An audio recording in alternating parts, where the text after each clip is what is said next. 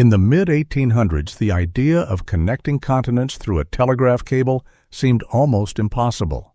But by 1866, the first fully operational transatlantic telegraph cable changed global communication forever. The concept of laying a telegraph cable across the Atlantic Ocean was first proposed by American entrepreneur Cyrus Westfield in the early 1850s. The challenge was immense.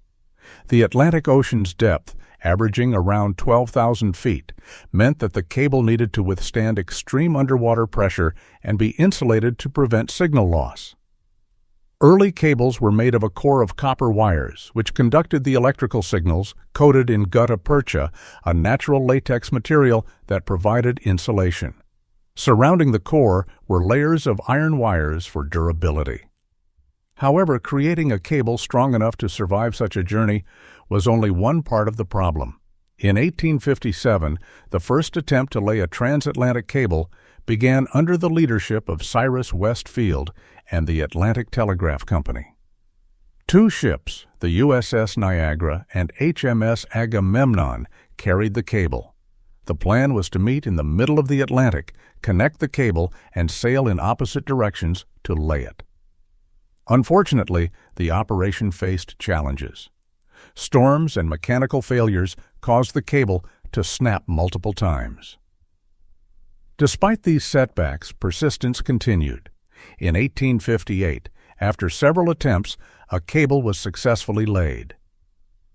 Messages were sent between Queen Victoria in England and President James Buchanan in the United States. The first message took over 17 hours to transmit.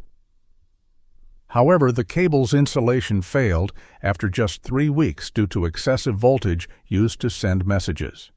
Communication between the continents was lost. In 1865, advancements in technology and materials made another attempt feasible. The new cable featured a stronger and more flexible design with additional layers of insulation and protective iron sheathing to withstand deep-sea conditions. Improved signaling techniques reduced the risk of signal loss over long distances. The massive ship Great Eastern was used to carry and lay the cable. This time, cable laying was more systematic, with improved machinery to regulate tension and prevent breakage. After an initial failure in 1865, the project succeeded in 1866. This new cable provided reliable communication and marked the beginning of transatlantic telegraphy. The Great Eastern also recovered and completed the 1865 cable. The transatlantic cable reduced the time to send messages between continents from weeks to mere minutes. This revolutionized global communication, enabling faster diplomatic negotiations, business transactions, and news reporting. By the late 1800s, multiple cables were operational, creating a network that connected the world like never before. The transatlantic telegraph cable was a monumental achievement of its time, laying the foundation for today's global communications network.